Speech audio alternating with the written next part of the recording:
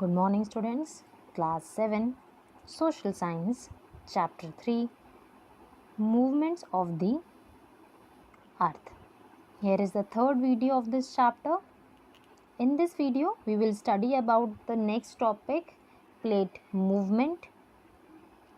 Particularly, we will study about the convergent plate movements in this video. So, let's start the topic. हमने बेटा पहले भी discuss किया था इंट्रोडक्शन के अंदर कि हम लोग कुछ प्लेट मूवमेंट्स के बारे में बात करेंगे।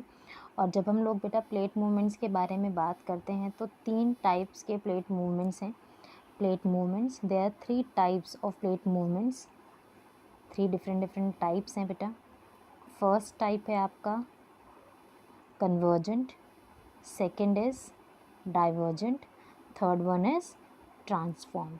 तो convergent plate movement, divergent plate movement, transform plate movement. हम लोग शुरू करते हैं कन्वर्जेंट प्लेट मूवमेंट से। टॉपिक स्टार्ट करने से पहले बेटा हम लोग कुछ मूवमेंट्स को स्टडी कर लेते हैं। हम लोग बेटा जब ये कहते हैं कि आपके प्लेट्स का मूवमेंट, आप एरोस पे ध्यान देंगे प्लीज़ बेटा। हम लोग जब कन्वर्जेंट की बात करते हैं तो मूवमेंट कुछ इस तरीके से है। आपकी जो क्रस्ट का एक लेयर है ऊपर की तरफ, दूसरा लेयर नीचे की तरफ जा सकता है, आपस में टकरा भी सकते हैं। जब टकराएंगे तो वो ऊपर या नीचे किसी भी डायरेक्शन में जा सकते हैं, डिपेंड्स कि किसका साइड का फोर्स ज़्यादा है। ठीक है, तो ये आपके कन्वर्जेंट वाला पार्ट है। कन्वर्जेंट में दे कम क्लोजर।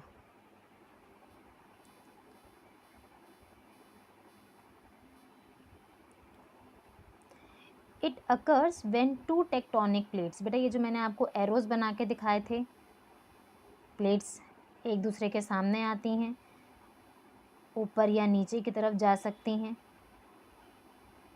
तो ये जो एरोज हैं ये किसको रिप्रेजेंट कर रहे हैं? आपके टेक्टोनिक प्लेट्स को।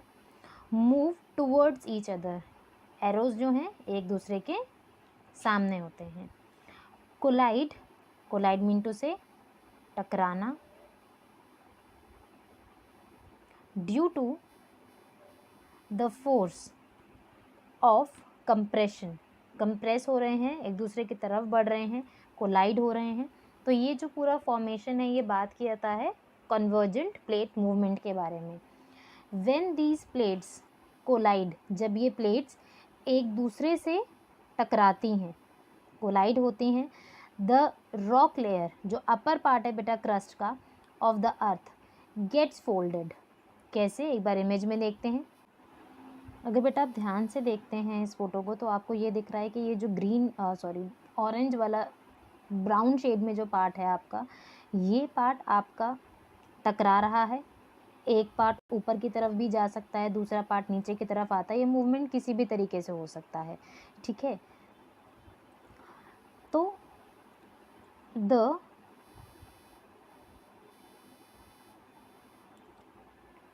व्हेन दीज प्लेट्स, ये जो टेक्टोनिक प्लेट्स हैं बेटा जब एक दूसरे से टकराती हैं, the rock layer of the earth gets folded.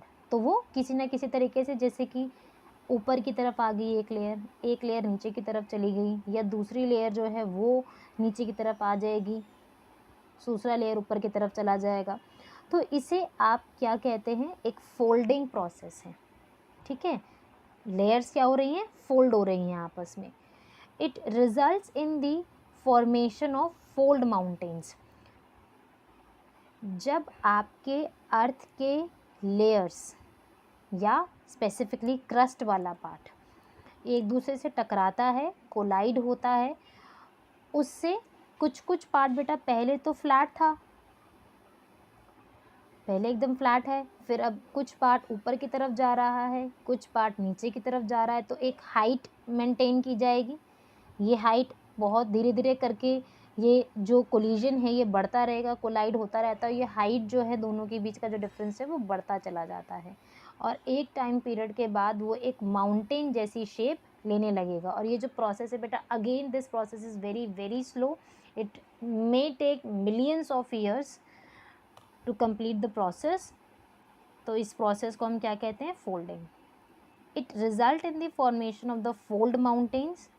A fold mountain has downfolds और the upfolds. डाउनफोल्ड्स नीचे की तरफ भी मुड़ सकता है और अपफोल्ड्स भी हो सकते हैं. एक बार देखते हैं फोटो में किस तरीके से होता है. ये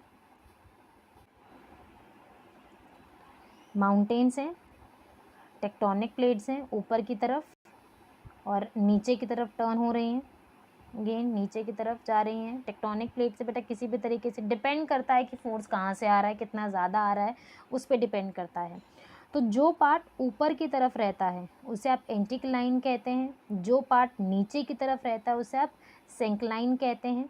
और ये जो स्लोप वाला पार्ट है, ये वाला, इसके लिए आप वर्ड यूज़ करते हैं लिम्स. LIMBS. बुक में नहीं, आप चाहें तो स्किप कर सकते हैं. The fold mountains has downfall which is like a valley और upfolds like a ridge.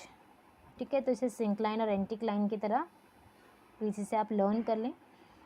The fold mountains can be categorized into, अब जब हम बेटा फोल्ड माउंटेन्स की बात कर रहे हैं तो आप इसे दो तरीके से डिवाइड कर सकते हैं. पहला है हमारे पास ओल्ड फोल्ड माउंटेन्स और दूसरे हैं यंग फोल्ड माउंटेन्स, जिसे आप न्यू फोल्ड माउंटेन्स की तरह भी डिफाइन करते हैं. पहले हम लोग बेटा अगर बेसिक डिफरेंस देखते हैं ओल्ड फोल्ड माउंटेन्स में और यंग फोल्ड माउंटेन्स में. Old one and the young one. जो ओल्ड हैं वो अराउंड 200 मिलियंस ईयर पहले बने हैं. यंग फोल्ड माउंटेन्स जो हैं ये 60 to 70 मिलियंस ईयर्स पहले बने हैं. तो बहुत ज़्यादा यंग भी नहीं है, 70 मिलियंस ईयर ओल्ड हैं ये भी. बेसिक डिफरेंस जो होता है बेटा ओल्ड माउंटेन्स में, दैट जो माउंटेन का अपर पार्ट है वो ना इरोडेड होता है, यानी कि मतलब नोकीला नहीं होता, थोड़ा घिसा हुआ होता है, राउंड शेप में होता है हल्का. ऐसे नहीं कि पूरा ही सर्कल की तरह राउंड होगा, बट दे आर इरोडेड. जब यंग फोल्ड माउंटेन्स की बात करते हैं तो दे आर लाइक पॉइंटेड, बहुत ज़्यादा हाई होते हैं. तो पॉइंटेड माउंटेन्स की तरह आप इन्हें डिफाइन करते हैं. तो ये बेसिक डिफरेंस देखने को मिलता है.